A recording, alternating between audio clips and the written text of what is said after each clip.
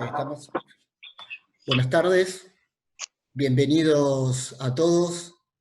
Es un honor para esta universidad realizar este evento con disertantes internacionales. Le damos la bienvenida a ellos y el agradecimiento por haber aceptado participar en esta conferencia. Agradecer a la Facultad de Derecho, a su decana, la doctora María Fernández Vázquez, que se encuentra aquí con nosotros, al doctor Roberto Conti, que es el codirector del Centro de Estudios Judiciales de la Universidad, y hoy van a disertar en esta actividad la doctora Mari Beloff, que está ingresando en unos momentos. Ella es fiscal general de Política Criminal, Derechos Humanos y Servicios Comunitarios de la República Argentina, y profesora titular de Derecho Penal y Procesal Penal en la Facultad de Derecho de la Universidad de Buenos Aires.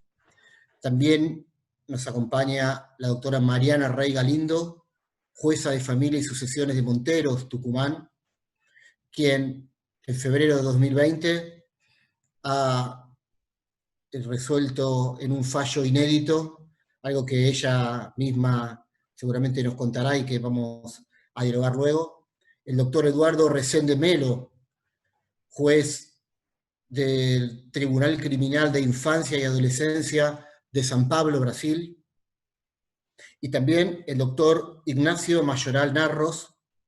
Él es doctor en Derecho de la Universidad Pontífica de Comillas, docente de Derecho Penal en la Universidad Internacional de Valencia. Ahora se encuentra en Costa Rica, pero él es español, y realmente es un honor para nosotros que participe en esta actividad, donde vamos a hablar sobre el lenguaje claro en los procesos judiciales para niños, niñas y adolescentes. Es un honor contar con la presencia de tantos participantes. Acá estamos viendo 268 participantes en este momento.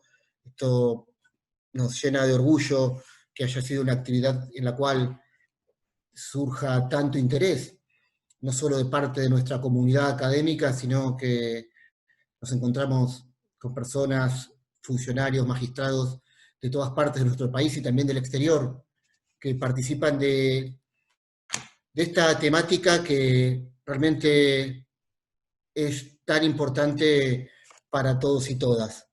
Hace un tiempo, desde nuestra universidad, a través del Centro de Estudios Judiciales, venimos trabajando con el doctor Roberto Conti y muchos docentes de la universidad acerca de cuáles son los problemas actuales de la justicia y a través de qué propuestas podemos implementar para mejorar el sistema judicial de nuestro país.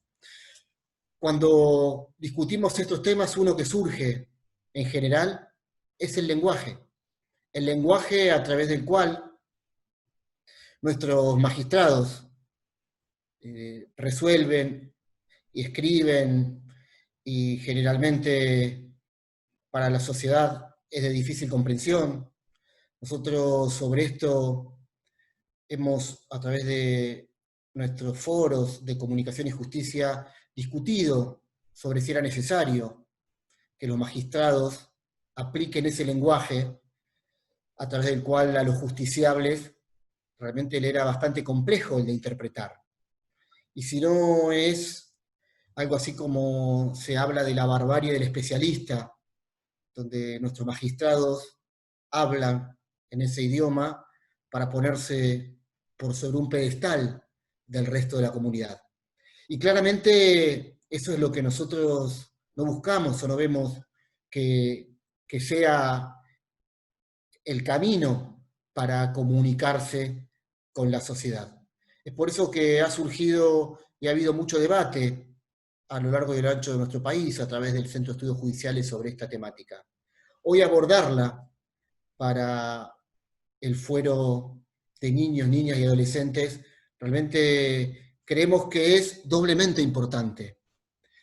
Y lo es primero porque en estos tiempos donde esta pandemia nos está obligando a todos a buscar otros mecanismos de comunicación para estar vigentes, y en muchos casos nos ha agarrado desprevenidos, porque en nuestra Universidad Nacional de Lomas de Zamora, como en la gran mayoría de las universidades de nuestro país, ni nuestros alumnos, ni nuestros docentes estaban preparados para la educación virtual. Y nos estamos acostumbrando rápidamente, haciendo un gran esfuerzo para poder cumplir con nuestra misión esencial, que es la de formar en estudios universitarios. Y la tarea que desarrollan las autoridades de las distintas universidades, nuestros docentes preparándose, como también la paciencia que tienen nuestros alumnos ante la incertidumbre por no saber cómo va a ser lo que se viene, y realmente es comprensible, porque nadie estaba preparado.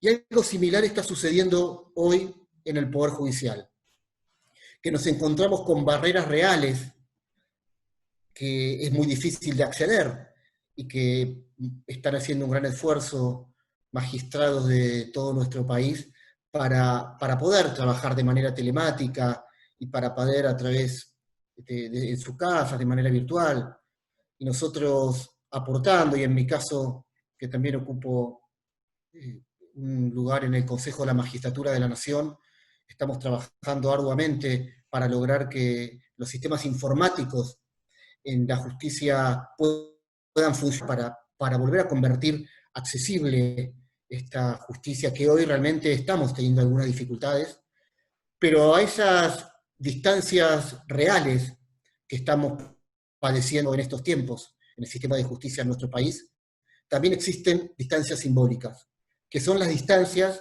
a las que nos llevan por los grandes problemas en el lenguaje.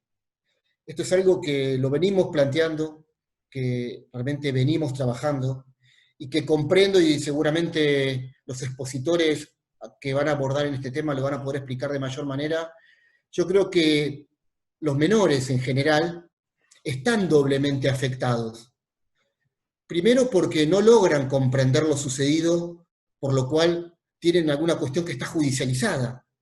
Ellos, quizás un adulto lo puede comprender de una mejor manera, pero no así un niño o un adolescente. Y ante esa falta de comprensión o esa dificultad para comprender, también les cuesta comprender el lenguaje en el que hablan los jueces. Es entonces bastante engorroso y complejo para nuestros niñas y niños poder entender, cuando son parte de un asunto judicial, lograr interpretar lo que les sucede.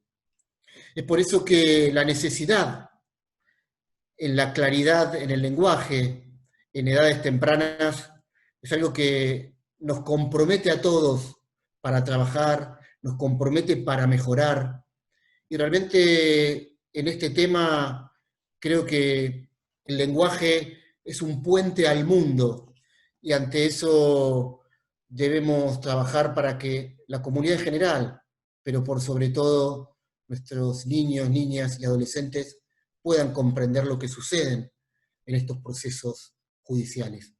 Es por eso que, así como siempre planteamos que el lenguaje tiene tres funciones, que es información, notificación y comprensión, también entendemos que el lenguaje ayuda a facilitar la comunicación en general, y que en estos tiempos, donde la comunicación es tan importante para unir a las sociedades, en el campo judicial, y más que nada en esta temática y en el campo de niños, niñas y adolescentes, es mucho más complejo y debe ser abordado con mayor importancia, y debemos entender todos y todas que estos niños y niñas y jóvenes tienen derechos y necesitan saber y poder interpretar lo que les sucede. Y ante eso, el esfuerzo de los jueces y magistrados debe ser mayor para poder lograrlo. Es por eso que esta temática realmente es importante, es para nosotros un honor poder abordarla en nuestra universidad de esta manera virtual, que realmente en algunas cuestiones es más compleja para nosotros. Estamos acostumbrados a la presencialidad, estamos acostumbrados a encontrarnos en el aula magna de la universidad, pero también entendemos que esta modalidad que vino para quedarse nos permite también poder acceder a otros espacios y a que personas de otros ámbitos que no hubieran podido acceder a esta conferencia si hubiese sido de manera presencial, hoy también la pueden disfrutar. Es por eso que yo creo que cuando esto pase y retomemos el camino presencial, va a ser, por lo que estoy interpretando y veo, un esquema binario, donde lo presencial o lo virtual van a confluir en nuestros mecanismos de comunicación y también en el modo de enseñanza universitaria, que es donde nosotros trabajamos. Así que nuevamente agradecerles, pasarle la palabra a los disertantes, plantearles que estamos muy contentos por este evento y que esta Universidad Nacional de Lomas de Zamora, esta que es la primera universidad del conurbano bonaerense, es también su casa. Así que les doy la bienvenida y los dejo con la palabra. Gracias. Roberto. Sí, muchas gracias, Diego, por la pregunta interesante. Bienvenidos a todos y todas a esta actividad. Muchas gracias a María Fernanda Vázquez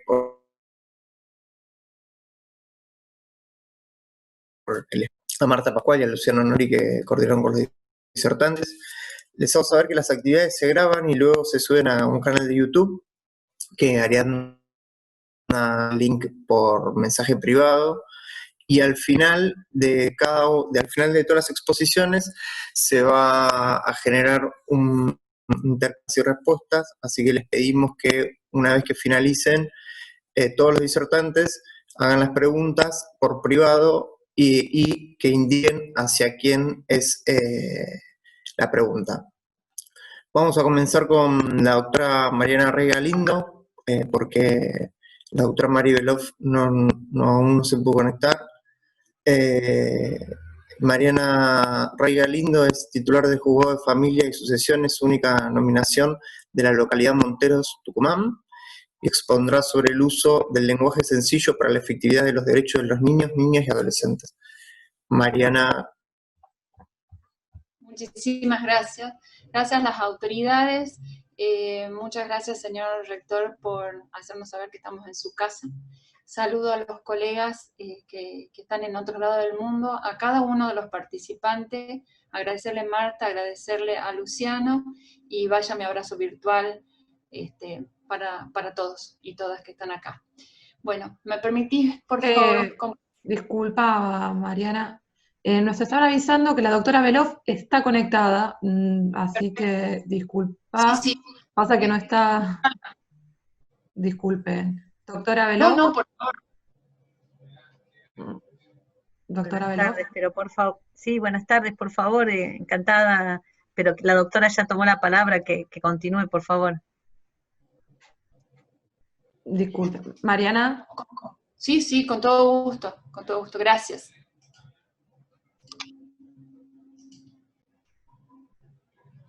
Bueno,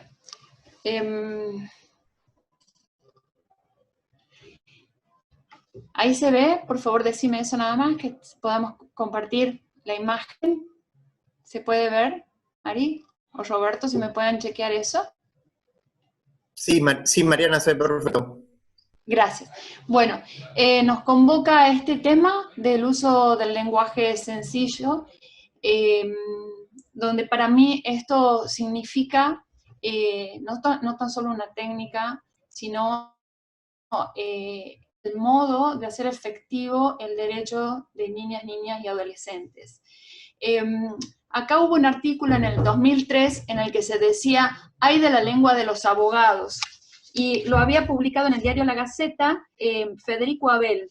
Con esa expresión, él nos invitaba a reflexionar sobre lo que los abogados queríamos decir cuando nos expresábamos por escrito en cualquier función que nos desempeñáramos, pero hacía referencia a lo difícil que era entendernos.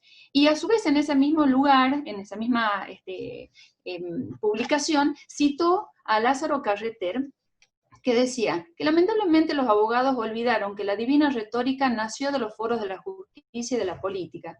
Antes, y con razón, solía llamarse los letrados, porque se los consideraba doctos, instruidos y sabían escribir. Pero hoy no sería arriesgado afirmar que el campo jurídico es un laboratorio de atentados contra la lengua, lo cual a nosotros también nos invita a reflexionar sobre cómo escribimos, qué escribimos y hacia quiénes escribimos cuando nos dirigimos en la función que sea, sean los textos de demanda o sean las sentencias, como decía hace un rato Diego. Entonces, me parece que acá tenemos que ser conscientes, tomar conciencia que el empleo de palabras o fórmulas jurídicas cuando escribimos difícil hace que esa comunicación sea incomprensible. Con lo que Sandra Fischer Martins decía que se transforma en un apartheid de la información, porque a quien va dirigido esos textos o quien necesita esos textos en una vida cotidiana no sabe, no entiende, no puede cumplirlos.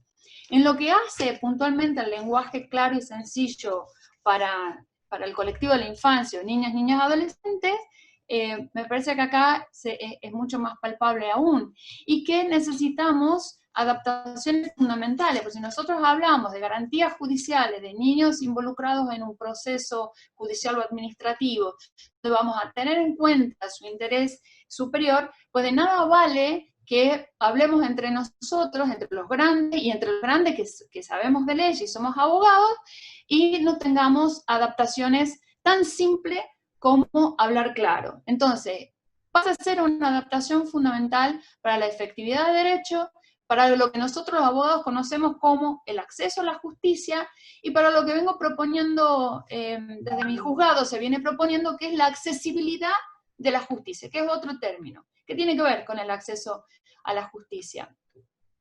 Esta accesibilidad o acceso a la justicia enerva otros derechos para el colectivo de la infancia, ¿no? Para los niños, niñas y adolescentes. El derecho a ser oído, el derecho a ser asistido, el derecho a comprender los actos procesales y sus consecuencias, y el derecho a la información. Pero esto parece una declamación, ¿no?, de derechos, si a esto el niño no puede ser escuchado porque quien lo escucha solamente habla en un lenguaje especial y difícil. No puede ser asistido porque el abogado le habla en términos que no comprende. Cuando va a las audiencias, cuando participa, tampoco entiende de las consecuencias de los actos procesales, ni siquiera sabe con quién está o para quién o ante quién está hablando. Entonces, esto parecen mensajes encriptados para la infancia, y es a lo que la propuesta de hoy es resistir estos mensajes encriptados para tener mensajes claros y que el niño pueda entender y ser entendido.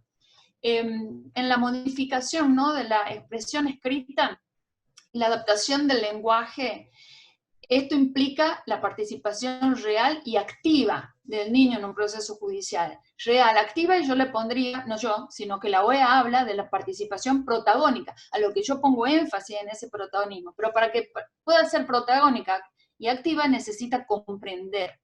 Entonces, ese derecho a comprender, como yo les decía, era por qué está involucrado, en qué proceso está involucrado, quiénes toman decisiones, sobre qué se toman decisiones, y si hay posibilidad de leer las decisiones que se toman, mucho más importante, porque tiene que poder comprender todo eso.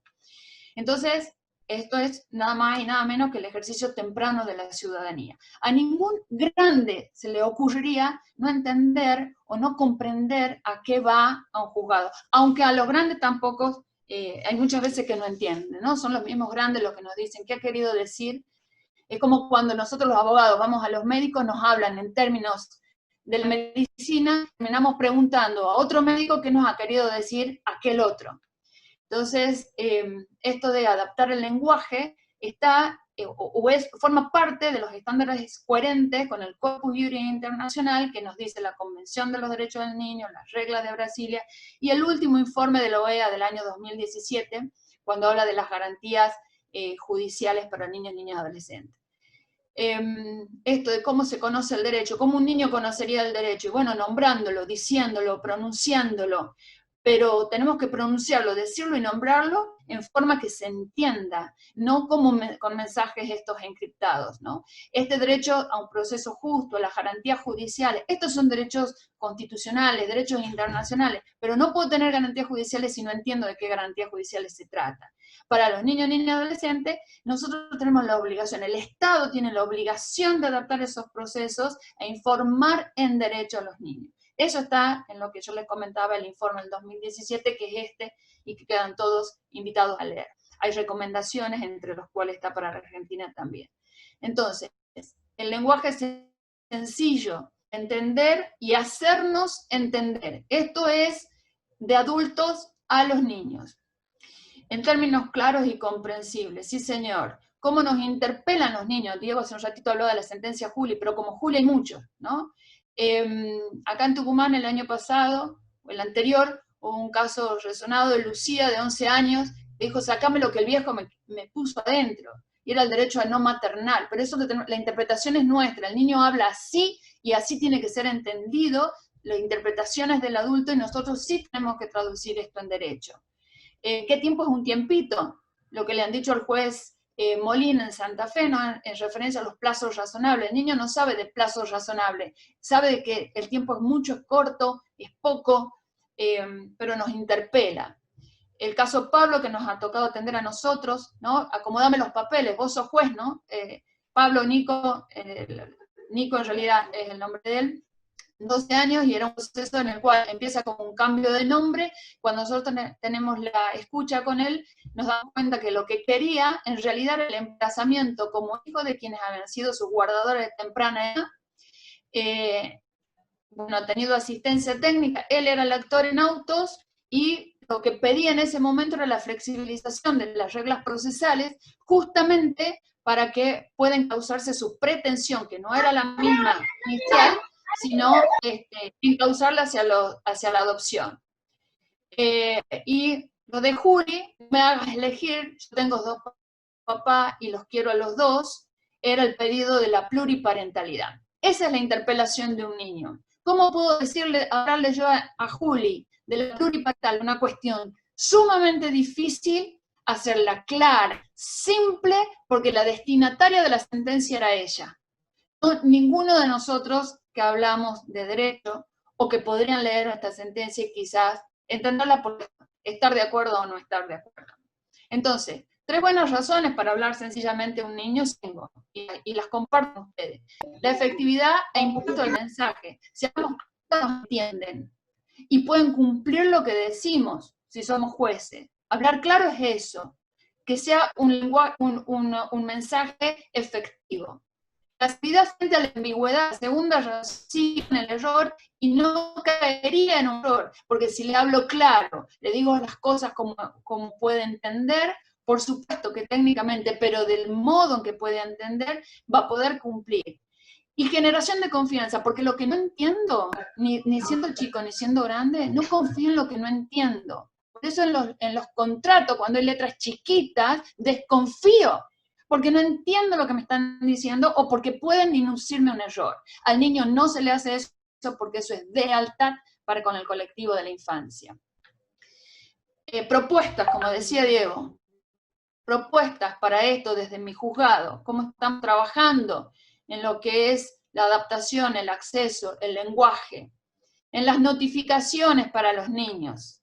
Esto, como están acá, la ven, les puedo compartir, no es nada más que el artículo 12 traducido en la parte del proveído. Por supuesto que se lo convoca a una audiencia, pero convocar a un niño en audiencia con la formalidad y de la manera que lo hacemos los abogados suena duro. Entonces ahí ustedes pueden ver que dice, bueno, Milagros, soy Mariana Rey Galindo, soy la jueza de familia aquí en Montero, en esta oficina del Poder Judicial. Te estoy invitando a vos para poder hablar de tus cosas, tus preocupaciones, que están informadas aquí en mi juzgado. Me gustaría escucharte, conocer tu opinión. Te espero tal día, tal hora. Podés venir acompañado por quien vos quieras si querés recibir asesoramiento de un abogado del Colegio de Abogados del Sur, ¿no? Personal. Esto es una cédula. Esto me criticaron fue resistido porque decía que era una tarjeta de invitación de cumpleaños. De hecho, sí salió de ahí, pero adaptada para el artículo 12, cumpliendo solo y únicamente con la Convención de los Derechos del Niño. Este es el texto y les comparto cómo es el modelo para que se identifique esta cédula para los niños. Las actas de audiencia también quedan escritas, ¿no? A ningún grande se le ocurriría ir a una audiencia y no firmar, bueno, ahora no podemos firmar, estará grabado, pero no queda, que no tenga registro su paso o lo que dijo. Para las actas de audiencia, ¿qué estamos proponiendo de mi juzgado? ¿Cuándo terminamos? Bueno, y ahora antes de terminar con esta charla, le quiero escribir algo para fulano, fulano, fulano, darle las gracias por venir a esta oficina, darnos la posibilidad de conversar, conocerlo. Quiero darle la bienvenida, felicitarlo por participar en este proceso, expediente, y por contarme con las cosas que le gusta, que no les gusta. Quiero contarles que voy a tener en cuenta, muy en cuenta esas cosas, que son sus opiniones, para poder tomar una decisión en esta carpeta, el expediente, que pueden volver y pedir conversar conmigo cuando quieran, decirle a los chicos que están en el mostrador, que me llamen, o ustedes pueden pasar y venir directamente como prefieran. Todo lo que está escrito no es de onda, esto es una expresión de los chicos, ¿saben? Todo esto es un derecho que ustedes tienen hasta que me despido. Esto es el interés superior del niño, esto es el artículo 12, este es el deber del Estado, ¿no? Lo que nos obliga las convenciones al Estado, nada más que traducido en fórmulas más simples y adecuadas para el colectivo de la infancia. Esta es otra, ¿no? Para ir cerrando esta charla, porque audiencia es fuerte el término para un niño, ¿no? Mariana, presentarme como juez, y esto que Diego decía, ¿no? Los jueces en pedestales, no comparto esa visión de la magistratura. Entonces, para terminar, Mariana les dice, gracias por venir hasta mi oficina, gracias por contarme que les guste, cómo viven, les doy la bienvenida, etcétera, etcétera. ¿Quién les pongo ahí? Había una osa en ese momento que le han puesto nombre, un juguete, para ellos era importante ese momento y habían pintado mi pizarra de rosa, con lo cual todo eso se refleja. Porque además de estar en un proceso judicial, también tenemos que saber que el niño transita un proceso subjetivo importante que va de la mano con ese proceso judicial. El lenguaje para las sentencias, en este caso he compartido una sentencia de adopción, pero también tenemos la de Juli, que Diego la acaba de nombrar. En el caso de Mauri, él pedía una adopción donde se preserve los lazos con sus hermanos más chicos, de 6 y de 4 años, él tenía 7, y los papás pretendían una adopción plena, o sea, cortar todos los lazos. Bueno, ahí les explico que yo hacía lugar a su petición diciéndole, hola Mauri, ¿cómo estás? En primer lugar quiero volver a invitarte, si vos tenés ganas, venir al juzgado, así hablamos de nuevo personalmente y te cuento de qué se trata esta sentencia, es decir, la resolución que como juez he tomado respecto a tu vida y terminar con este trámite. Y esta sentencia la escribo necesariamente para finalizar con el trámite que iniciaron, fulano y fulano, para que vos seas su hijo. Igualmente te voy adelantando todo, por si las dudas preferís no venir, te lo escribo y aquí voy, ¿no? Una forma de dirigirle la sentencia a su destinatario. De la misma manera, en la parte resolutiva, mi juzgado propone que se comunique también a los niños de manera personal. De la misma forma, ¿no? Si quieren tener una conversación conmigo, que yo les explique, no tan solo en el lenguaje adaptado, sino también devolverles en palabras directas, simple, uno de ellos lo resuelto. Así que bueno, para finalizar, creo que adaptar este lenguaje claro forma parte de la efectividad del derecho al acceso a justicia, lo que reivindica sin estar comprendidos en las resoluciones judiciales.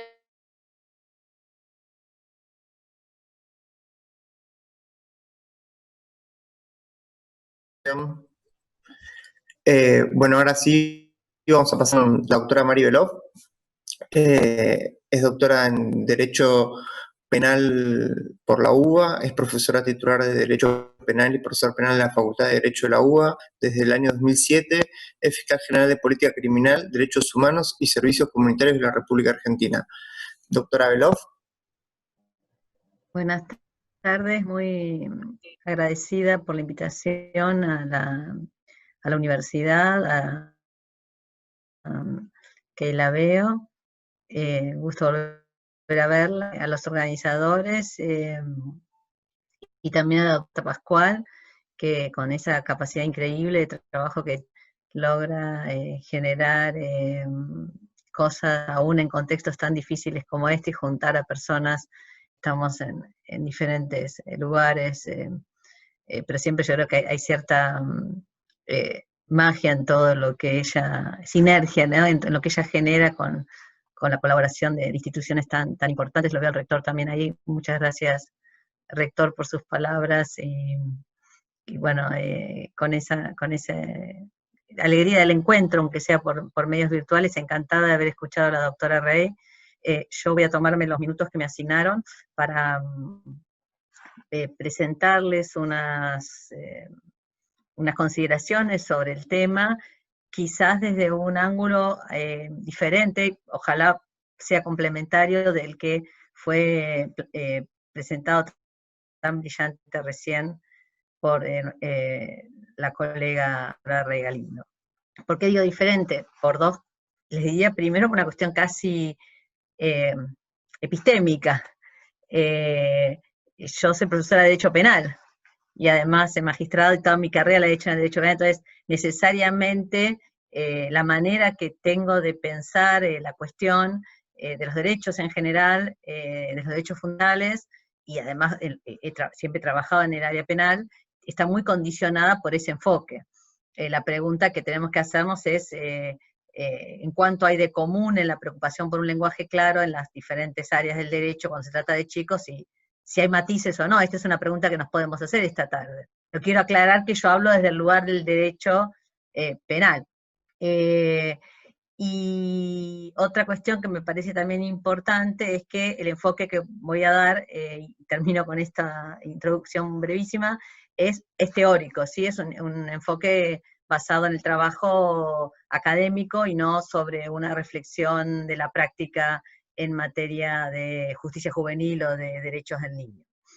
De modo que con esas premisas, con esos 12 elementos que dan marco a la presentación, voy a avanzar con la primera afirmación, si quieren, fuerte, que es que me acabo de dar cuenta que acepté la invitación porque fue la doctora Pascual que me la hizo. Yo en general es un tema que le tengo cierta, como que lo observo con mucho respeto, porque siempre me pareció que teorizar sobre la cuestión no es competencia de los juristas.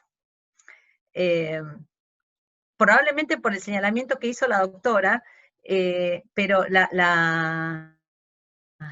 el desarrollo de por supuesto que como personas todos podemos aprender, hablar más claro, pero el especialista, quien enseña, quien conoce, quien desarrolla las herramientas para hablar más claro desde un punto de vista científico, parece no ser a priori el jurista, expertos en otras disciplinas como pueden ser las vinculadas con el lenguaje, la semiología, aún la psicología. Es más, son comunes en el relevamiento de la práctica las tensiones entre los magistrados y sus equipos técnicos en cuestiones vinculadas con el lenguaje. Todos conocen estas tensiones. De modo que lo primero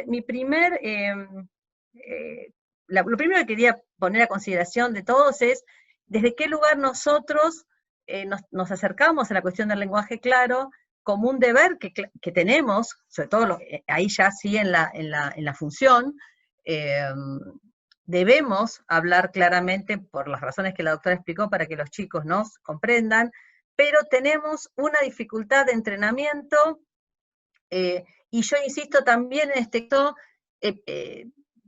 disciplinar, epistémica, sobre cómo se hace eso, cómo se traduce el contenido jurídico de una manera que sea más comprensible. Además de una carga propia de la función, es evidentemente una obligación democrática insoslayable, pero creo que hay una dificultad de tipo que tiene que ver con la tradición, que tiene que ver con la historia de nuestra disciplina, con la cuestión de la jerarquía sin dudas, pero también tiene que ver con dificultades de otro tipo que quizás no se vean, me da la impresión de que se puede resolver con más facilidad en las instancias de mérito, pero que a medida que los procesos se complejizan, en tanto se separan de las discusiones más sobre los hechos, que es la prueba de los asuntos, y se avanza en instancias de revisión más casatorias o de la cuestión estrictamente jurídica, se hace aún más complejo cómo traducir esas conversaciones en términos que sean decodificables no solo para los niños, que es el caso que nos convoca esta tarde, sino en general para la ciudadanía.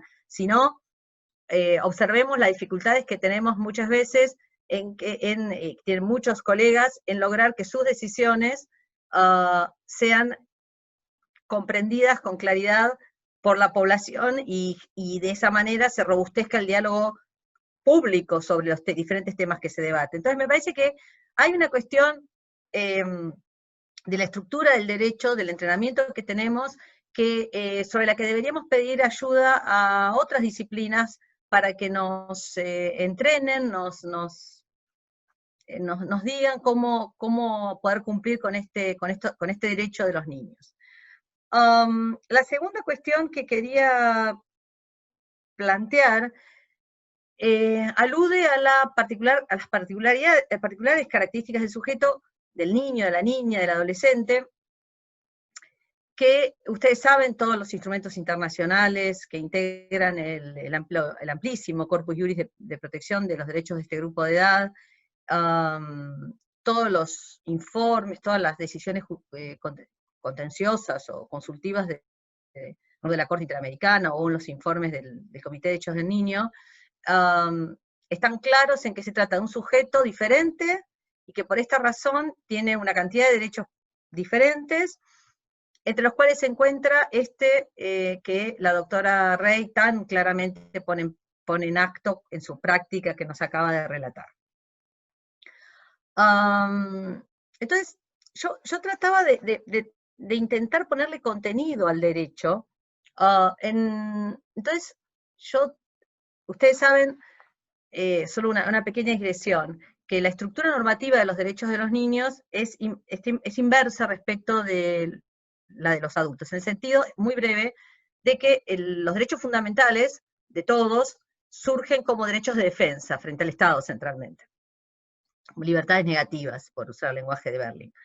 En cambio, los derechos de los niños se construyen de otro modo, como derechos de prestación primero, como derechos de cuidado, como derechos de protección, y después, más recientemente, se comienza a tematizar cómo en la satisfacción de esos derechos de protección o de cuidado se aseguran cierto grado de autonomía o de respeto a cierto ámbito de libertades de los niños.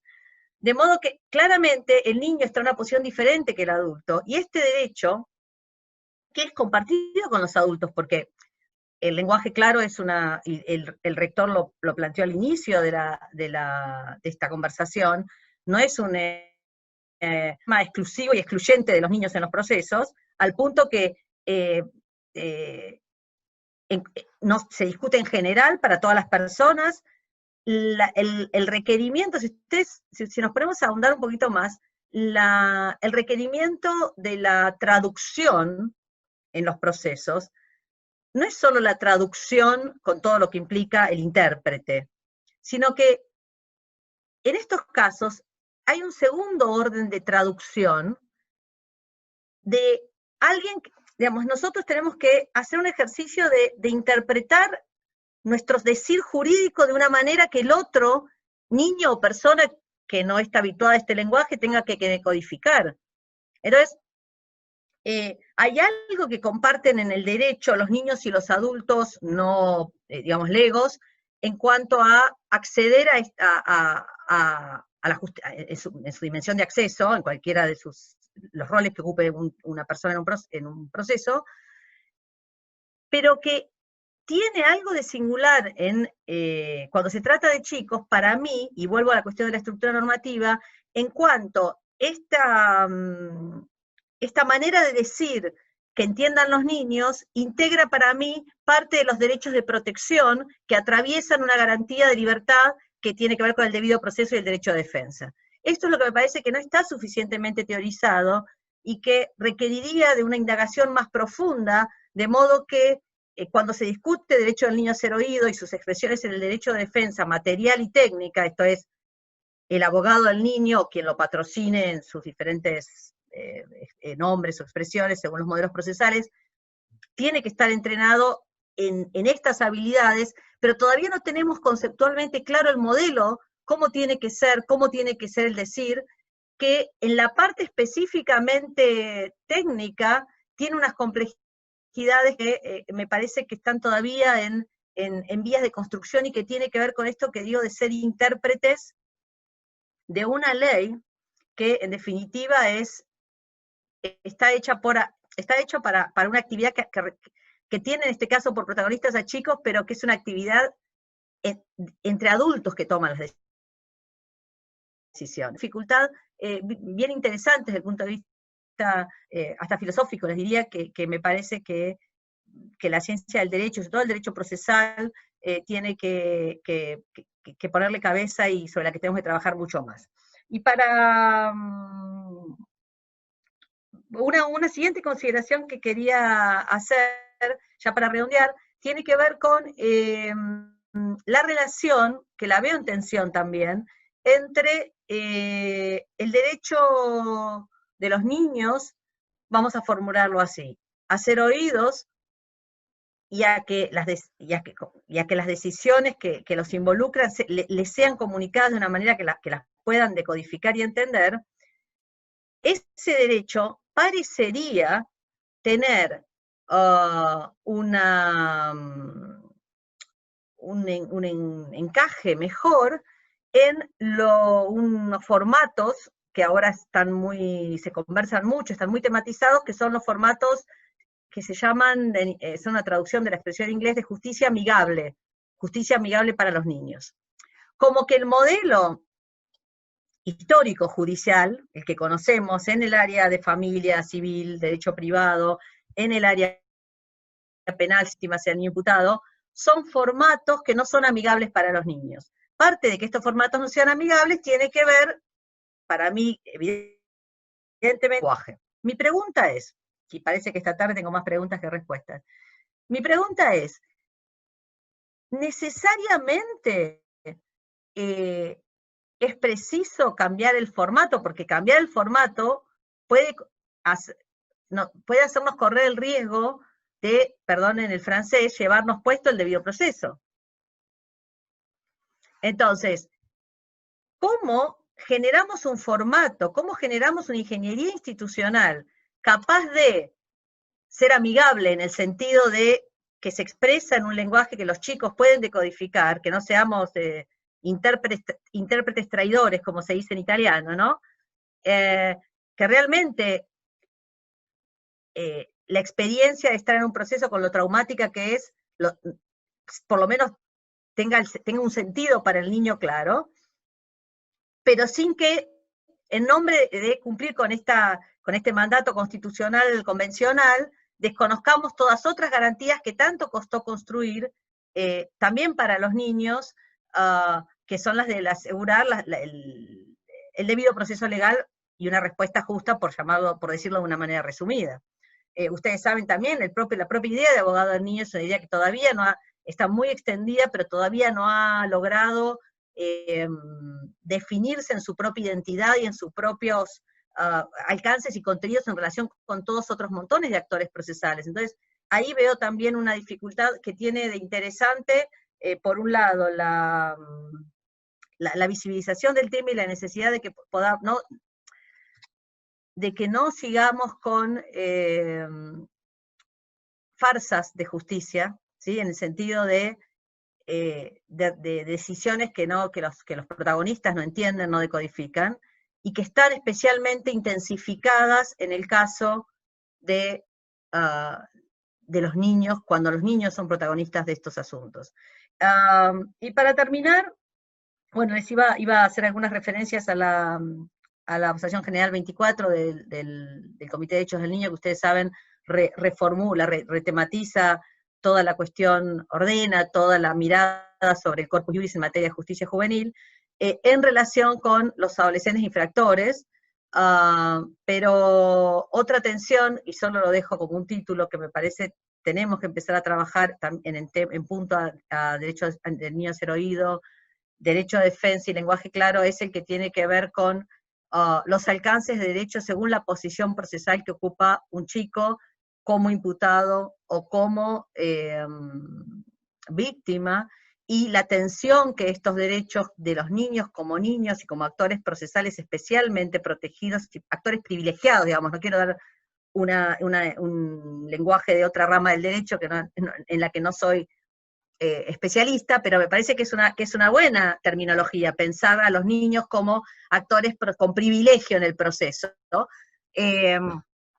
Me parece que tenemos que empezar a trabajar ya más de forma un poco más sofisticada en los contenidos, los límites, los alcances y la resolución de las tensiones entre estos actores con privilegio en el proceso y las otras partes que partir de este punto estoy pensando en los casos que tienen a niños como víctimas, sobre todo víctimas de agresiones sexuales, pero también se puede ver el problema en relación con adolescentes imputados.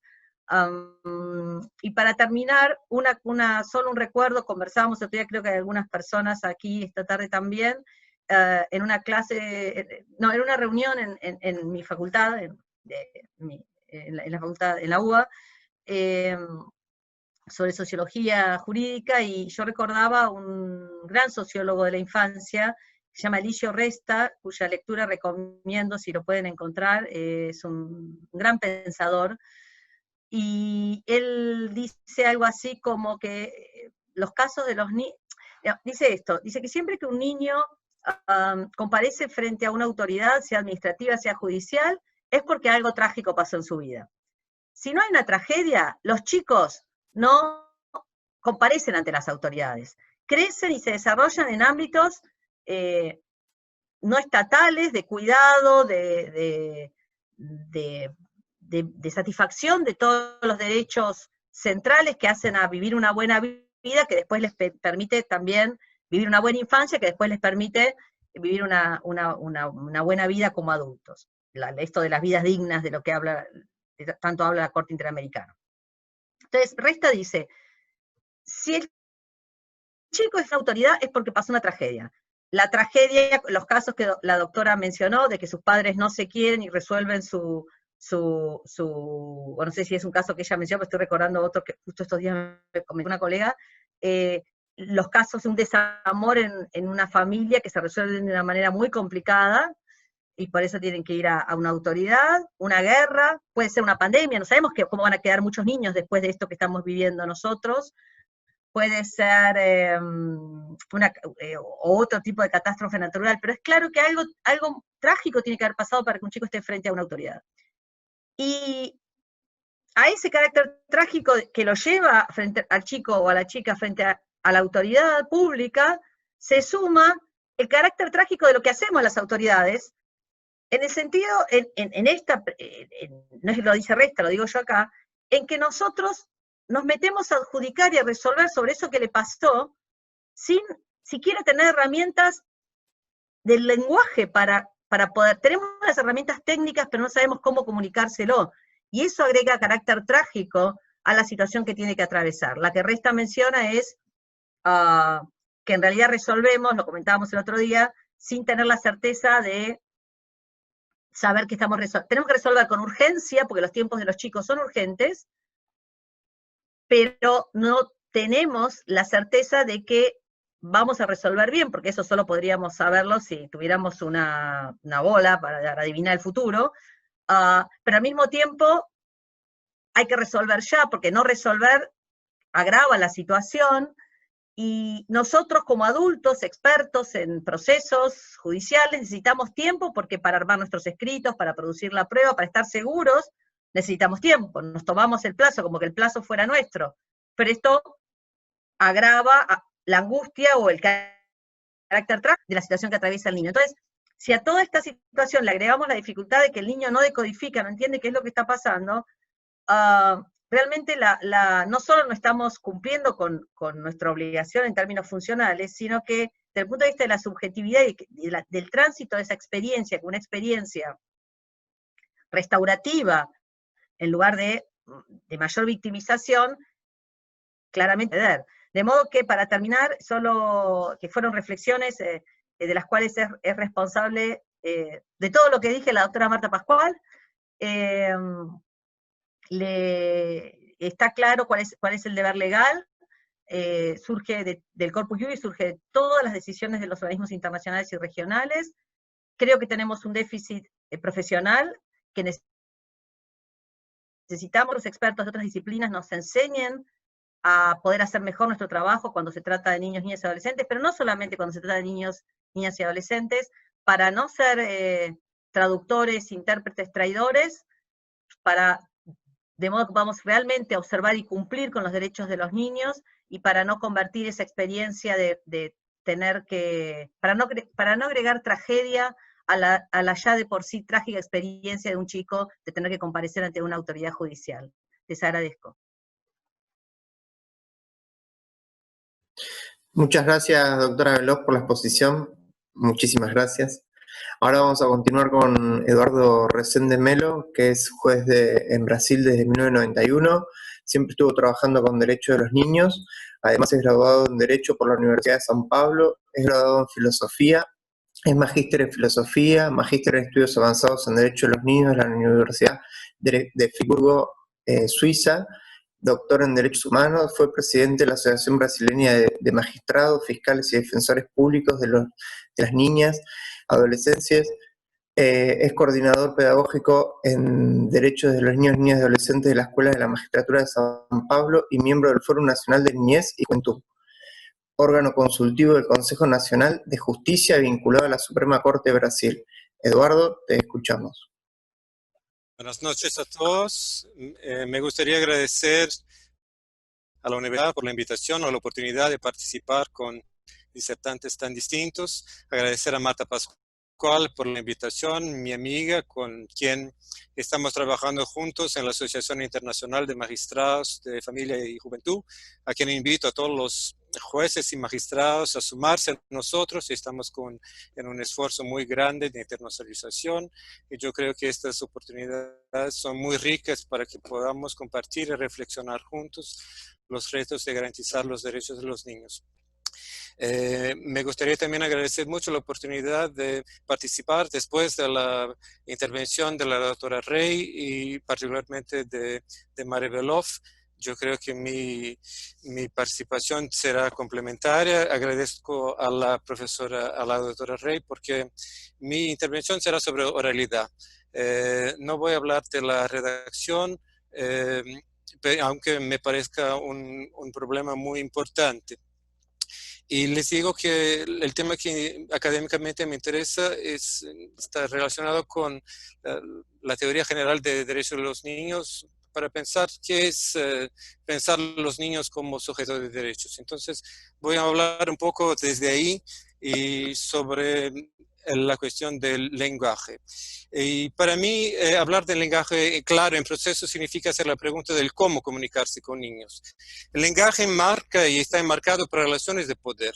No estamos hablando de algo neutral, solamente de una técnica de comunicación. Es un tema muy complejo que se podría analizar desde muchos ángulos, como dijo Mari, y yo intentaré problematizarlo sin perder de vista las dimensiones prácticas que supongo fueron aquellos que movilizaron a las personas a esta charla.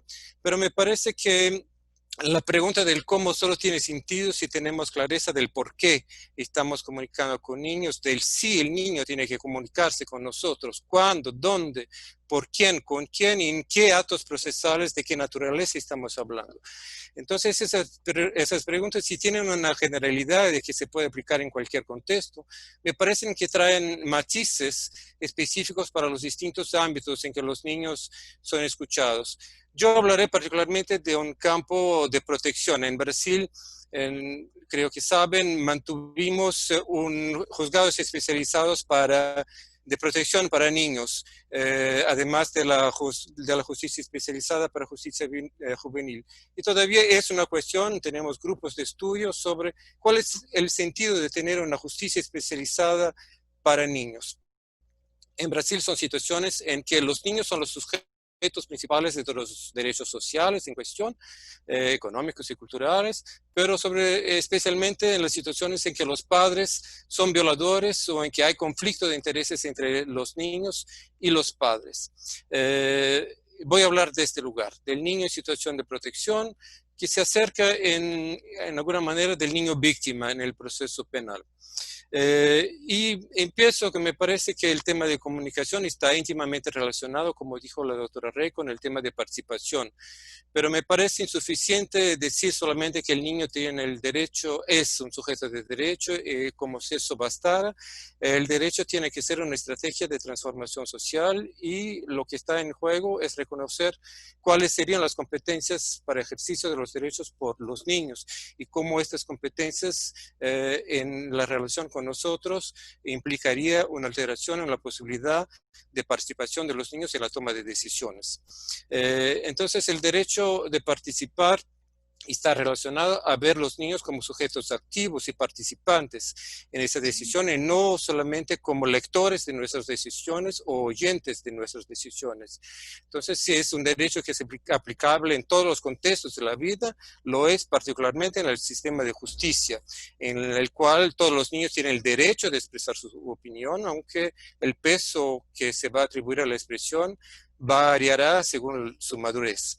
Pero la capacidad de este niño participar dependerá de la concepción de autonomía que se tiene para la toma de esas decisiones específicas y que nos lleven a pensar los espacios de esta toma de participación, de decisión. Entonces yo veo esta comunicación dentro del marco de participación como obligaciones al Estado, a los adultos, de pensar la autonomía como un proceso de construcción, de realización de la personalidad, no solamente como una opción, sino con obligaciones positivas para el Estado como para los profesionales, para facilitar el ejercicio de esta participación, que nos pone también criterios de validación de esta comunicación. No basta decir que el niño tiene derecho a la participación, sino pensamos jurídicamente cómo validar si esta comunicación fue efectiva o no. Entonces, demanda el reconocimiento de la importancia del contexto, del conocimiento compartido, atención a las inferencias que las partes pueden hacer, el conocimiento de los compromisos y competencias que cada uno al formar su opinión. Me gusta, en Inglaterra hay una ley de capacidad mental que me parece, a mí me gusta mucho hacer estudios comparativos entre grupos vulnerables. Esta ley dice que una persona no debe ser tratada como incapaz de tomar una decisión simplemente porque toma una decisión irrazonable. Eso me parece muy rico cuando pensamos en la participación de los niños, porque es importante que reflexionemos sobre nuestros presupuestos de decisión. Eso en toda la trayectoria de transformación social por la lucha de derechos se pasó justamente a pensar que la convención viene para romper con la práctica de la sociedad de alejar a los niños de las situaciones que consideramos peligrosas y no los involucramos en la participación, pero para que cambiemos estas situaciones. Y lo veo con mucha similitud con el modelo social de personas con discapacidad, en que la deficiencia o la incapacidad no están en las personas, sino en las creencias y en las limitaciones que la propia sociedad pone para prestar los servicios. Entonces, los criterios de decisión tienen que estar íntimamente relacionados en este contexto teórico, porque me parece, sobre todo, especialmente en estas situaciones en que la participación del niño es importante, que si él no participa, se tiene, por ejemplo, las situaciones con intervención médica, todo el tratamiento o todas las actividades consecuentes no serán seguidas. Y eso lo vemos en distintas situaciones, especialmente en situaciones de protección, que el niño podemos comunicar muy bien, pero si él no acepta esa decisión, si no le hace sentido, no es una decisión que realmente se puede decir que él o ella ha participado. Entonces, la comunicación, si tiene esta pregunta del sé, también debe involucrar la pregunta del sí el niño quiere participar, porque no es una obligación participar, es un derecho. Pero ¿cómo se averigua si el niño quiere participar sin que esté ya participando? ¿Cuándo empieza la participación? En Escocia hicieron un formulario que, distinto de la doctora Rey, pregunta a los niños si quieren participar, cómo quieren participar. Ofrece los distintos medios de participación y les pregunta cuál les gustaría participar. Entonces, este contexto inicial de información para la decisión si quiere participar me parece muy importante. En Brasil tenemos algunas prácticas de utilización de cómics, revistas de historietas que mi colega Agustina Díaz en Argentina también desarrolló para explicar a los niños y contextualizar lo que es la justicia cuando vienen a participar, pero tenemos que garantizarles ese derecho de decidir si quieren o no participar. Entonces me parece que hay un encuadre de cómo la participación y la comunicación puede darse. Hay criterios que son favorables, que variará dependiendo del tipo de información y apoyo que damos a los niños, a los padres, para que entiendan y tengan puntos de vista serios que están en cuestión. Si el niño no se siente como teniendo que si critican su familia o su participación, si él se ve en este juego sin el apoyo necesario, eso le va a intimidar. Entonces tenemos que dar el contexto del cual él pueda participar. Entonces, el estado de conocimientos y habilidades especializados, que me parece también que son profesionales otros al derecho que nos ayudarán, permitirán pensar la formación y habilidades de nosotros como profesionales y otros para que esa relación con los niños se dé de una forma más adecuada. Entonces, las actitudes y perjuicios que tenemos sobre discapacidades y creencias sobre la capacidad de los niños me parece un punto muy importante que impide la participación, como la falta de tiempo, recursos. El niño necesita tiempo para que comprenda, tenga información y pueda participar. La confianza, como dijo la doctora Rey, las barreras del lenguaje, la comunicación no verbal y eso, las consecuencias de una falta de participación más adecuada puede comprometer su cooperación en todo el proceso, en el sentido y la eficacia de la sentencia. Entonces, algunas respuestas institucionales se están tomando en muchos países. Hay programas, hay códigos de prácticas, cartas de derechos de niños, preparación para esta participación, como juego de roles, relación y control de ansiedad, visita previa al tribunal, orientación sobre el espacio, monitoreo y soporte, sala, el espacio debe ser pensado. No solo las decisiones, pero el espacio debe ser, no debe ser amenazador. Y pensamos cómo esto podría organizarse de una manera que sea más adecuada. Y en ese sentido también hay que pensar los medios de participación, porque el niño, estamos hablando siempre de una participación directa, pero el niño puede preferir una participación indirecta, como dice el artículo 12 de la Convención. Y para eso se están creando muchas figuras en el mundo, desde el guardián, que puede ser un trabajador social, un psicólogo que tendrá tiempo para crear el vínculo y confianza con el niño, o un abogado, un defensor.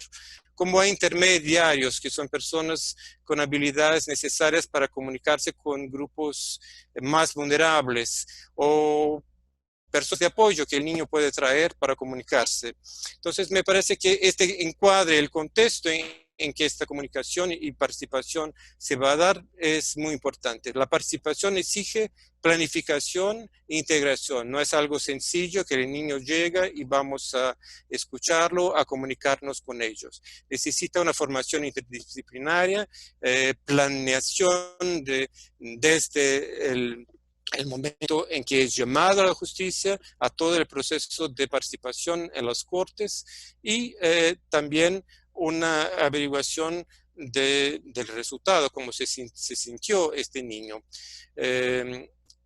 Cuando se habla, la literatura habla de muchos métodos para hablar con los niños. Es el cómo más práctico, que sentarse a su mismo nivel de mirada, adaptar el volumen, el tono, el ritmo de fala, preguntas sencillas, refrasear las aclaraciones, esperar las respuestas, respetar lo que dice sin cortarlo, interrumpirlo, no hacer preguntas que él hace que el adulto ya conoce la respuesta, pero son métodos que presuponen todo este contexto en que la comunicación se va a dar. Yo creo que el principio de la realidad es fundamental cuando estamos hablando de niños. Me parece muy difícil. Yo creo que es muy importante la cuestión de pensar la redacción. En Escocia los jueces envían una carta al juez, además de una carta al niño, además de la sentencia, explicando en un lenguaje aún más sencillo del que la doctora Rey hizo, pero es una carta, además de la sentencia. O sea, se mantiene dos estrategias jurídicas, una más formal y una otra, en fin, más adecuada. Y, en fin, yo sé que el tiempo es corto. Yo sencillamente terminaría recordando la resolución 20 de 2005 del Consejo Económico Social, que me parece importante en este contexto de participación. Es para víctimas y testigos, pero me parece que es importante en todo el contacto de niños con la justicia, que es de ser protegido de todo perjuicio que pueda causar el proceso de justicia. O sea, que nosotros podemos causar violencia. Eso tenemos una ley desde 2017 en Brasil, justamente para niños víctimas y testigos, que reconoce que los jueces son causadores de violencia, que el sistema judicial y el sistema de protección, si no tiene este preparo de formación interdisciplinaria, de un proceso de cuidado, de protección en todo el contacto con el niño, puede causar violencia y puede ser responsabilizado. Para tanto, un abogado debe actuar justamente para protegerlo del sistema. Y yo creo que es un importante derecho para que nosotros pensemos sobre nuestras prácticas. Muchas gracias y disculpe haber avanzado en el tiempo. Muchas gracias, Eduardo. Excelente con el tiempo. Muy buena exposición. Ahora vamos a seguir con Ignacio Mayoral Narros. Es doctor en Derecho, máster en Asesoramiento y Mediación Familiar, profesor adjunto de Derecho Penal en la Universidad Internacional de Valencia, España, profesor de Certificado de Estudios Avanzados en Justicia Juvenil 2020-2021, título llevado a cabo por la Universidad de Ginebra y la ONG Tierra de Hombres, experto asociado del Instituto Latinoamericano de las Naciones Unidas para la Prevención del Delito y Tratamiento del Delincuente.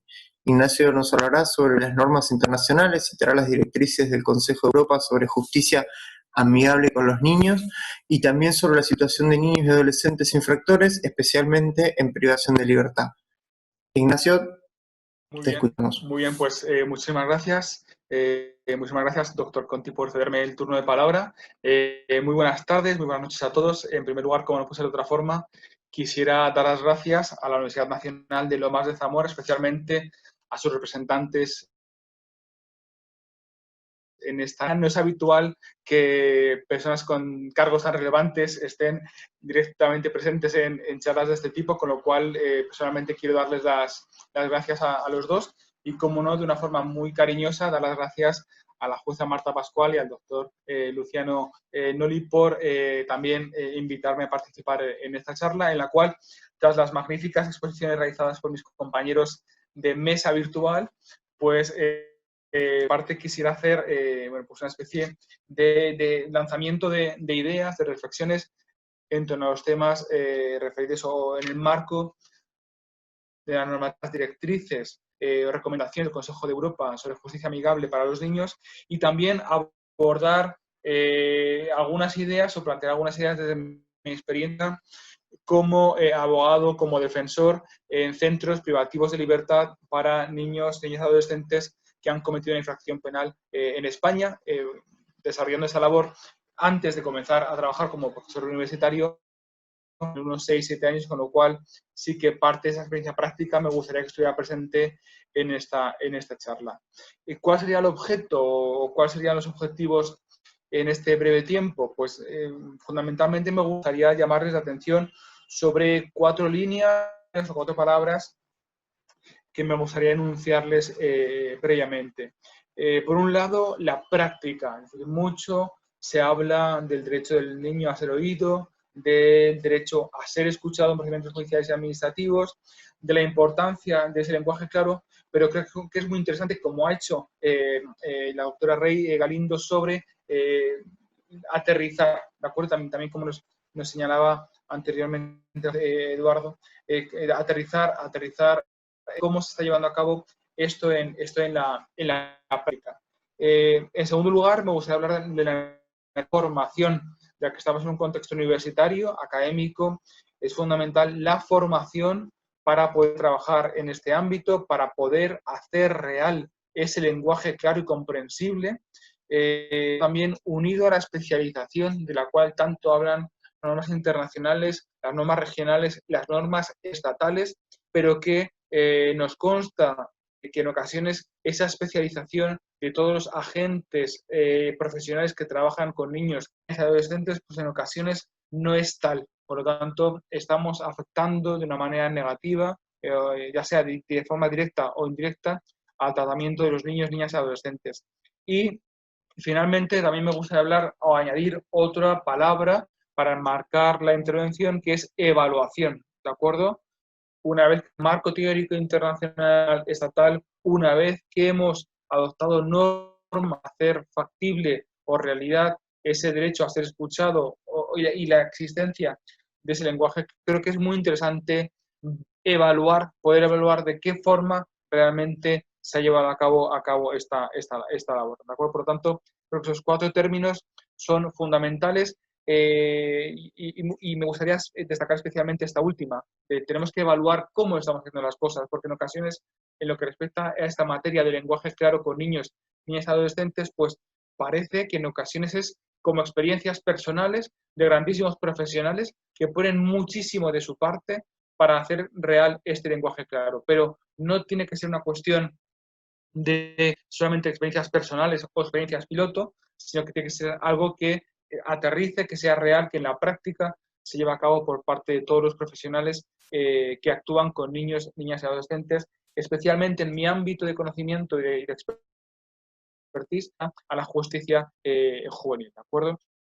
Creo que el flyer, analizando el flyer por la universidad para esta charla, creo que el dibujo que aparece es muy paradigmático y es muy claro sobre el problema que tenemos que enfrentarnos, ¿no? Hay una persona que parece que tiene ideas muy claras y hay otro receptor que está todo como enmarañado. Pues es lo que ocurre en la realidad cuando a un niño, a una niña o a un adolescente se le trata sin adaptar el lenguaje a su edad, a su madurez y a su capacidad de comprensión. Estamos emitiendo, es decir, en el fondo lo que existe es no comunicación, porque estamos lanzando un mensaje y el receptor no está entendiendo nada, ¿de acuerdo? Yo recuerdo, por ejemplo, cuando trabajaba como defensor en los centros privativos de libertad, cuando pues le llegaba a una resolución judicial a los niños, niñas, adolescentes que estaban allí recluidos, que nosotros éramos quienes nos al lado del niño, de la niña, para explicarle el contenido de ese acto judicial, porque evidentemente si a nosotros como profesionales en ocasiones nos cuesta entender el contenido de una sentencia, por ejemplo, o los fundamentos jurídicos, ¿cómo vamos a entregarle sencillamente, directamente esa sentencia al niño sin una ayuda para la mayor comprensión del mismo? También otro caso paradigmático, recuerdo un adolescente que pensaba que en 3-4 días iba a quedar que tenía aún pendiente una medida privativa de libertad, pues son cuestiones que no pueden pasar, porque como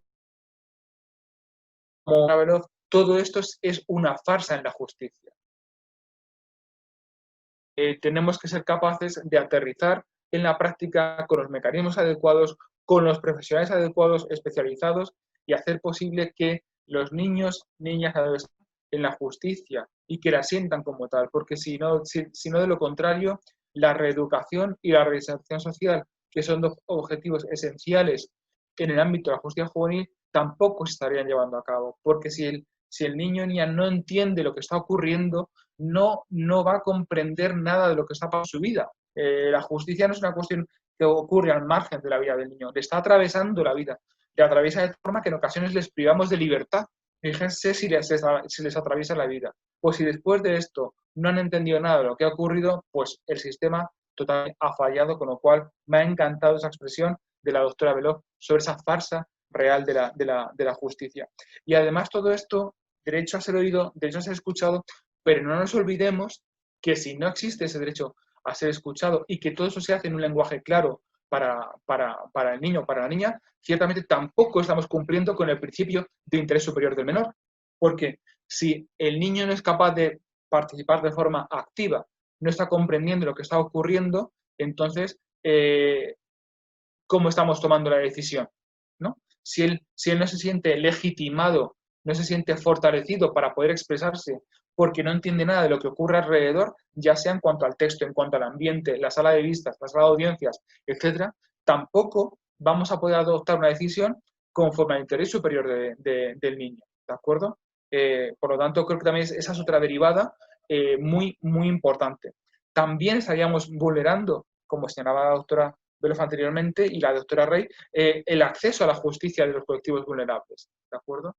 Podemos adoptar normas, reformar códigos, etc., etc., etc., pero si en la práctica no somos capaces de garantizar que el acceso a la justicia de los niños, ya sea como un niño infractor, un niño víctima, un niño testigo, si no conseguimos que esto se lleve a cabo con un lenguaje claro, comprensible, inteligible, entonces de esa forma también estamos vulnerando ese acceso a la justicia, ¿de acuerdo? Porque en ocasiones esa visión adultocéntrica en las cuales estamos inmersos, incluso nosotros mismos, digamos que somos como defensores de las cuestiones que luchamos día a favor de esas cuestiones, si en ocasiones nos perdemos, ¿no? nos difuminamos, pues fíjense qué ocurre con los niños y con las niñas.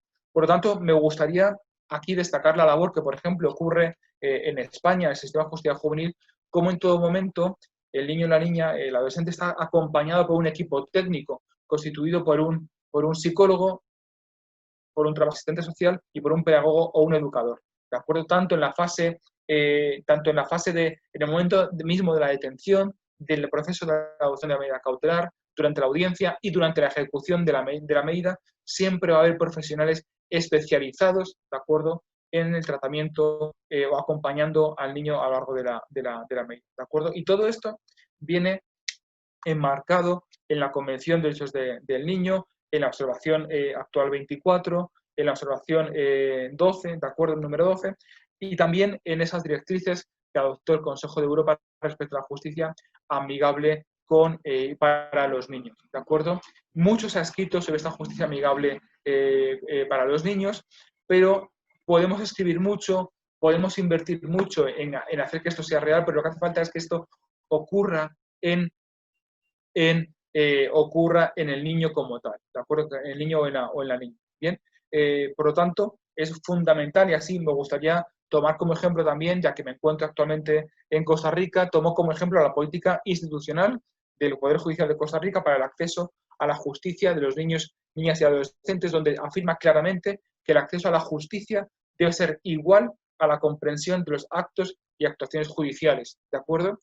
Por lo tanto, la idea que quiero trasladar es que todo es un entramado, ¿de acuerdo? Si es un engranaje, si una de las piezas o unos elementos no funciona correctamente y el eje rector es la comprensión de toda la actuación judicial por parte de los niños, realmente esas piezas que hemos ido añadiendo quedarían solamente como ornamentos, como adornos.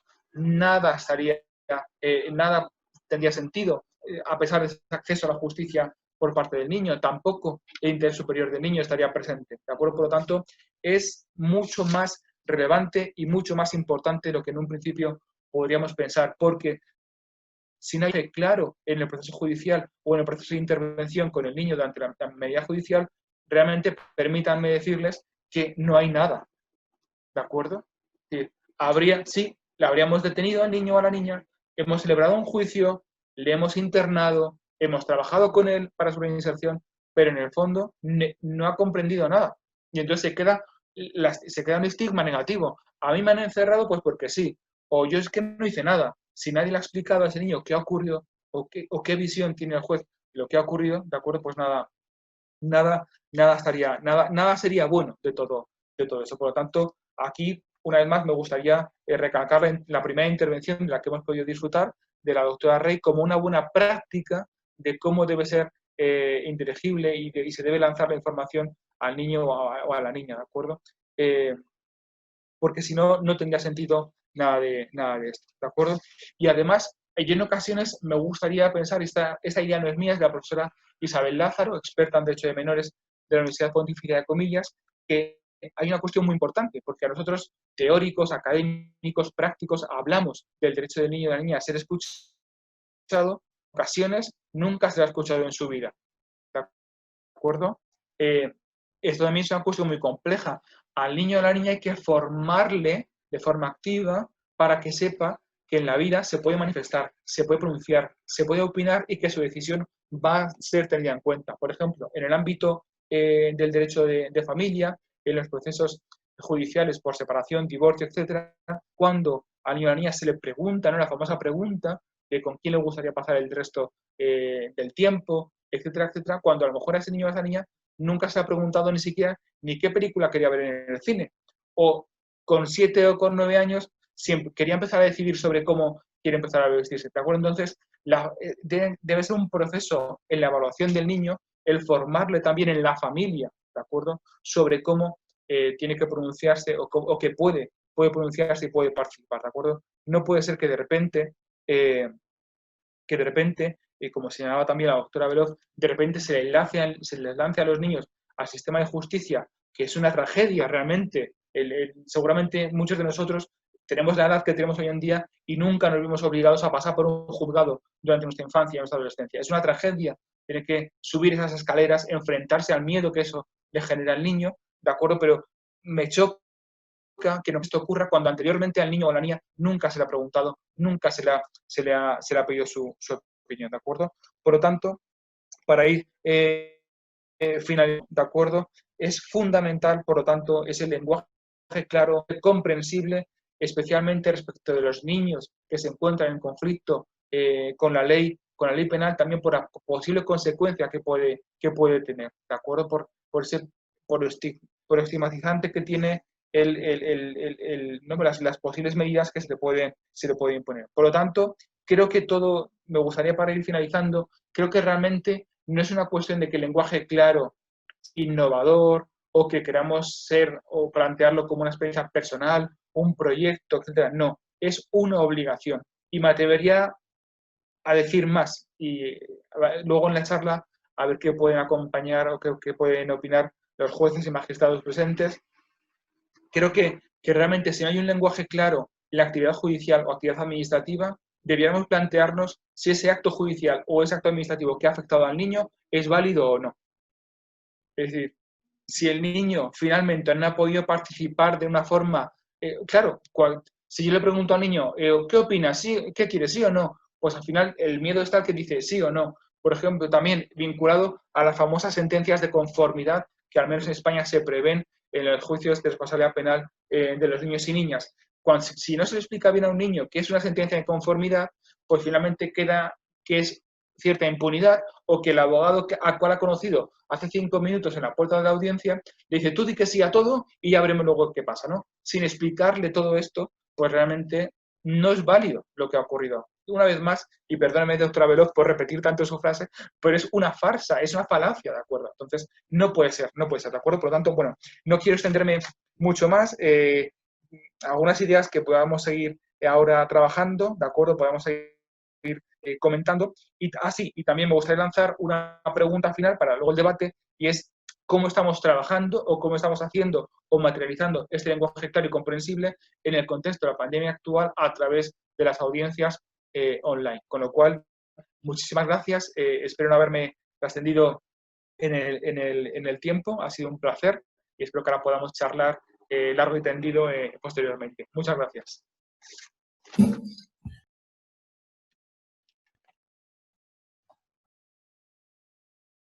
exposición y ahora te agradecemos mucho. Y ahora vamos a hacer una rueda de preguntas, que ya hay algunas para la doctora Rey, que voy a leer. Dice, doctora Rey, teniendo en cuenta el derecho a que la opinión del niño sea tenida en cuenta según su edad y grado de madurez, ¿cómo se realiza esta evaluación? Y se observa entre sus pares, jueces, juezas, que se informe sobre el derecho a contar con abogado del niño y su aplicación concreta.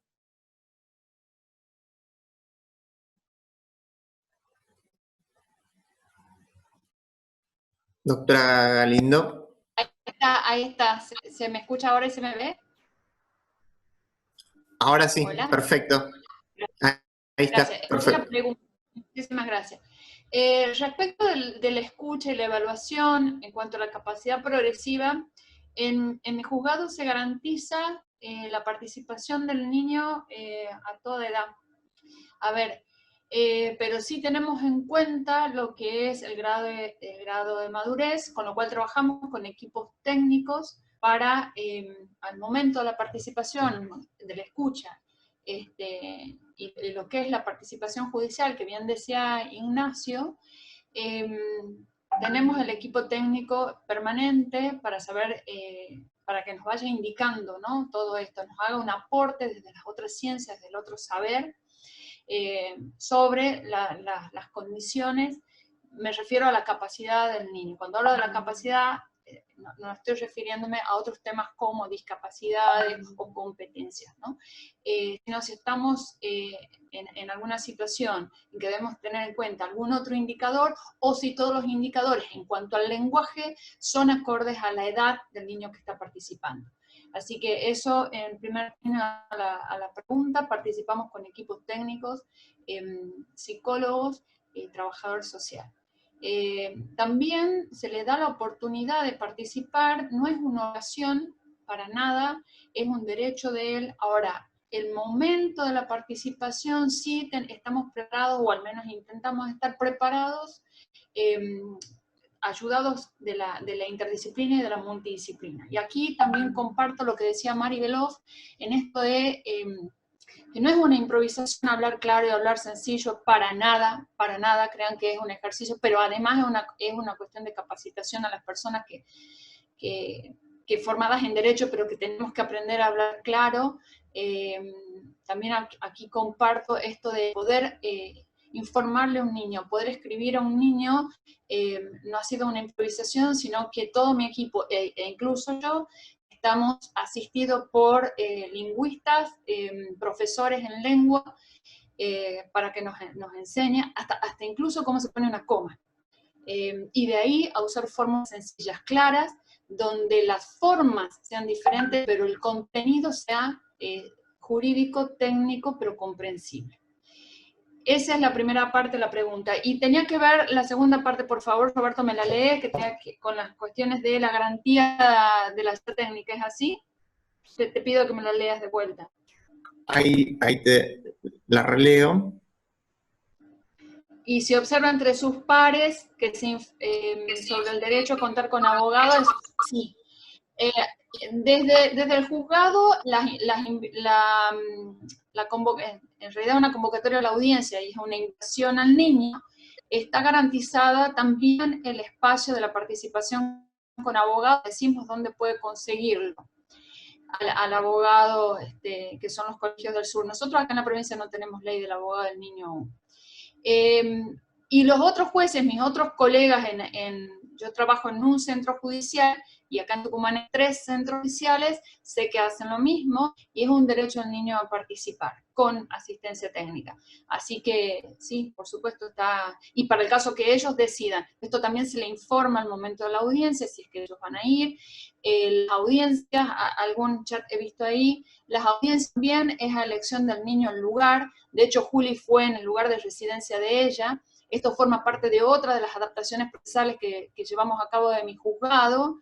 La cuestión de la distancia es una barrera en el acceso a justicia. Nosotros tenemos de montaña, es inaccesible, con lo cual le damos la oportunidad también de que sea el juez el que se traslade y no ellos los que se trasladen, y cuando vienen al juzgado de elegir dónde quieren ser escuchados, que puede ser en el despacho, o en el patio, ¿no? Nosotros tenemos un patio donde hay muchos chicos que han querido estar ahí, o en una sala que se trató de adecuarla para eso. Cuando ellos van y piden o se les informa sobre el derecho a estar asistidos, técnicamente ahí también se brinda la información y por lo general los colegios de abogados ofrecen el servicio de abogados del niño y hay alguien presto, digamos, a hacer esa información y a brindarla. Si es esto, digamos, no sé si ha quedado claro a quien ha hecho la pregunta. Anita. Muchas gracias, Mariana, clarísimo. Respecto a esto, la doctora Beloff quería hacer, a esa pregunta quería hacer un comentario. Doctora Beloff. Y realmente muy encantada y nuevamente agradezco a las autoridades que me permitieron haber integrado este panel con colegas, hasta algunos los conozco, pero otros no, así que realmente aprendí mucho y estoy muy contenta. Solo un comentario que, además, el doctor Mayoral retomó el concepto y vi que en el chat se había generado un poco de revuelo con dije la farsa de justicia. Nadie se sienta, no era ninguna alusión, nadie se lo tome personal. A lo que me refiero es que iba a usar una expresión tipo de fake news, pero también era complicado decirlo así. Me salió farsa, quizás no sea la mejor palabra. A lo que me refiero es que, a lo que me refería en ese momento, y ahora lo quiero aclarar, es que los chicos, el acceso a la justicia, aún en todos los fueros y aún para los imputados, como derecho a tener un juicio justo, requiere como presupuesto esencial que la persona que está en la situación pueda decodificar claramente qué es lo que está sucediendo, para decirlo en un lenguaje claro y no en un lenguaje jurídico. Entonces, cuando lo que sucede no es decodificado por el protagonista o la protagonista del hecho, es claro que ese no es un suceso, no es un evento justo, en términos, en el doble sentido, en un sentido más clásico, filosófico, pero también un sentido positivista formal de que lo que sucede no es compatible con las normas que rigen ese acto. Entonces, en inglés hay una expresión que precisamente se usa, yo no sé si recordará la mayoría, veo muchos amigos y colegas de años de trabajar juntos, a los que saludo ahora, algunos les mandé mensajes, me encanta verlos después de algunos de mucho tiempo. ¿Recuerdan el caso Gold? En el voto del juez que redacta, por la mayoría, que es Fortas, él dice, nuestro tribunal no puede, la Corte Suprema no puede aceptar kangaroo court, se dice en inglés, que es una corte, se usaba también para la expresión corte canguro, digamos, para los juicios por ejemplo, en Guantánamo. Es una expresión que alude a un juicio que en realidad no es un juicio. No quise usar esa expresión porque está claro que los procesos son procesos válidos, pero quizá conecto con el comentario tan lúcido del doctor Mayoral en el sentido de si esa imposibilidad de ser claros, si esa imposibilidad de ser claros determina que el destinatario de nuestras decisiones no las está recibiendo y no las está pudiendo comprender, deberíamos por lo menos poder preguntarnos si esas decisiones son válidas. No lo tengo resuelto, pero creo que él ahí hizo un punto procesal importante. En ese sentido me refería a farsa, no a ninguna consideración crítica en otros términos, ¿sí? Gracias.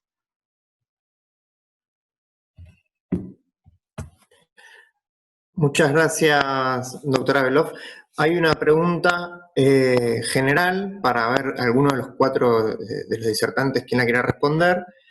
Dice así: quisiera consultar a todos si resulta viable la utilización de las redes sociales para entablar la confianza con el niño y adolescente y si este medio permite o contempla la posibilidad de respetar el derecho a ser oído y si éstas pueden ser valoradas en los procesos iniciados como imputados o víctimas de un proceso. No sé cuál de los 4 quiere empezar a responder.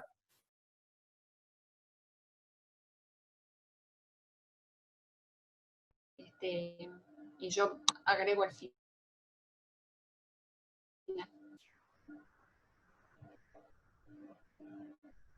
Hola. Sí, Mariana, te escuchamos. No, decía que como estaba orientada hacia las perspectivas del derecho penal, quizás sea alguien, digamos, de ese foro el que pueda contestar en ese sentido y yo completarla luego, pero no tengo problema en responder. Reformularla, por favor.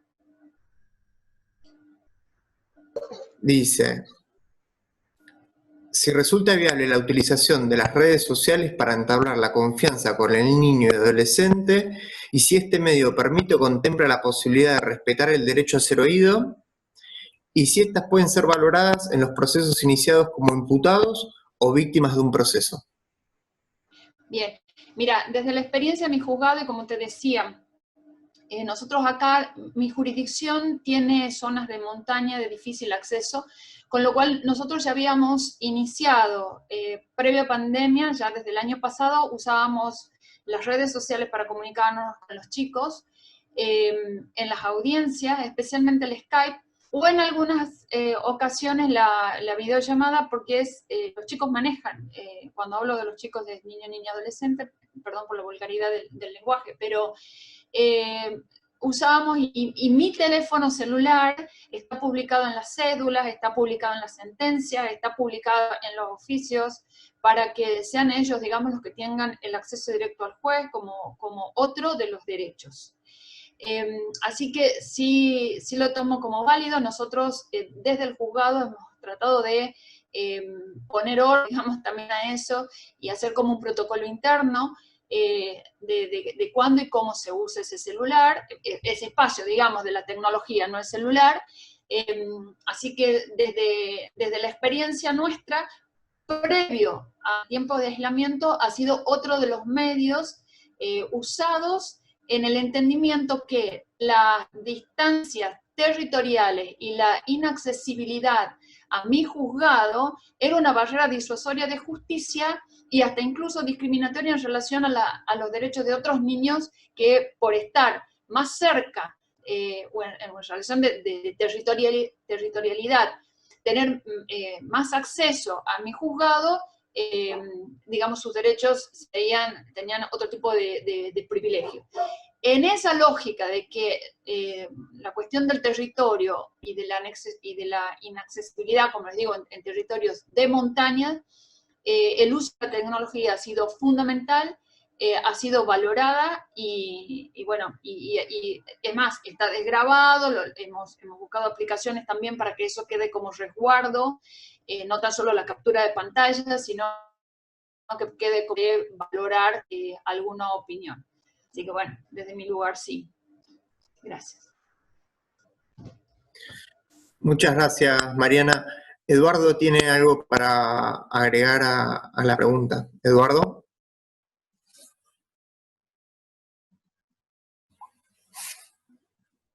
Sí, ahora. A mí me parece que la cuestión es interesante, pero yo la pienso en un momento anterior. Yo creo que las personas, no sé cómo está en Argentina, pero no se puede hablar solamente de participación cuando el niño está ya confrontado con la situación del proceso. Las instituciones deben pensarse de una manera más general cómo estar más cercana de los niños. Y un poco en ese sentido yo intento contestar la cuestión de Ignacio, porque yo creo que en este momento intentamos acercarnos, utilizarnos las redes sociales, pero hasta entonces yo hice una pesquisa, yo tengo 2 hijos de 8 y 10 años, y mis hijos siempre dicen, papá, cuando no sabe algo, busca en Google.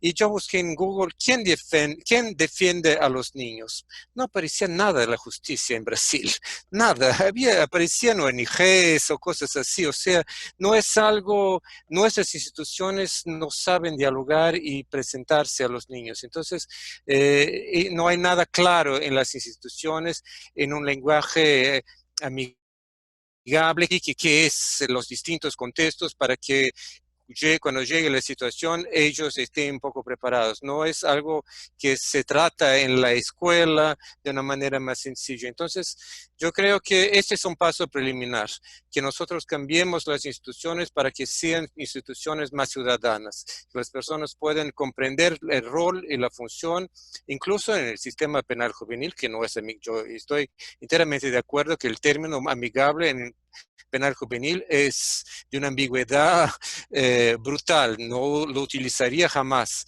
porque imponemos sanciones, entonces no es posible ser amigable, pero puede ser adaptada, adecuada, más, en fin, hay muchos otros términos, pero yo creo que para la escucha del niño, las redes sociales es un momento muy posterior. Yo creo que la confianza no se hace en 5 minutos de charla por redes sociales. Es algo mucho más profundo que el niño tiene que, es un poco como Ignacio dijo, no se puede, en Europa se discute eso, por eso hay la figura de guardian, y ellos discuten que el guardian tiene mucho tiempo con el niño para que él pueda confiar.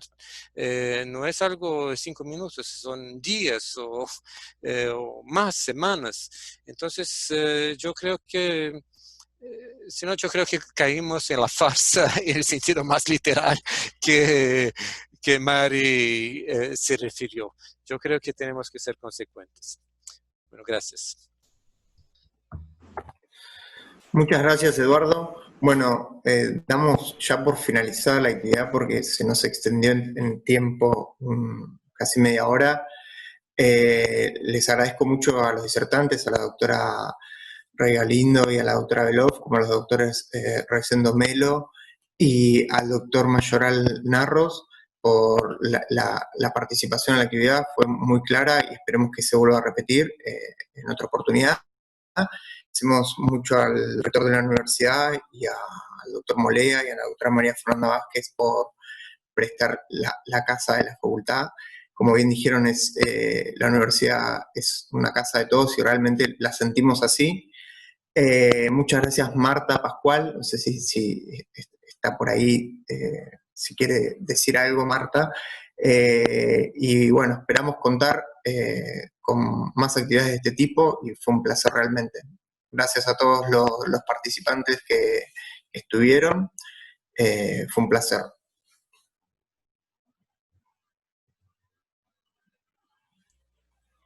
Muchas gracias, adiós. Muchas gracias. Saludos a Gracias los a colegas. todos. Muchas gracias a todos. Ha sido un placer.